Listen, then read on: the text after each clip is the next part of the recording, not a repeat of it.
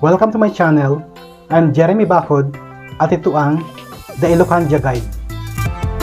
Dito kami ngayon sa Burgos, Ilocos Norte para pasyalan ang sikat at kakaibang tourist attraction, ang Kapurpurawan Rock Formation. Mula Lawag City, ang biyahe ay mahigit 1 oras. Para makapasok, ang bawat bisita ay kailangan magbayad ng 10 pesos. Mula highway, kailangan mag-drive ng ilang minuto para makarating sa parking area.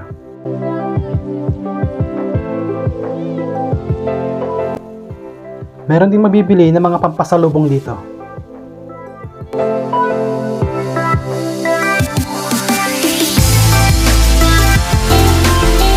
Then, maglalakad na papunta sa Kapurpurawan Rock Formation.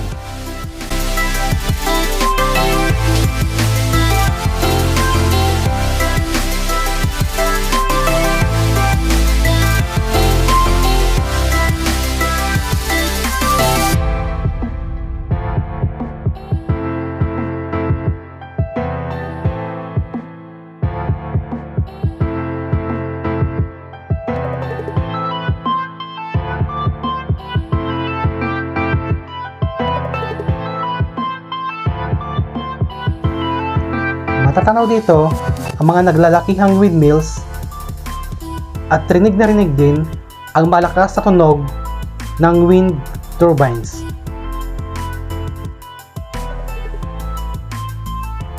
Habang naglalakad, pwede na rin isabay ang pag-selfie at itodo ang pag-picture pag nakarating na sa destinasyon. Dahil napakaganda ng view, may dagat, puting rock formation at windmills.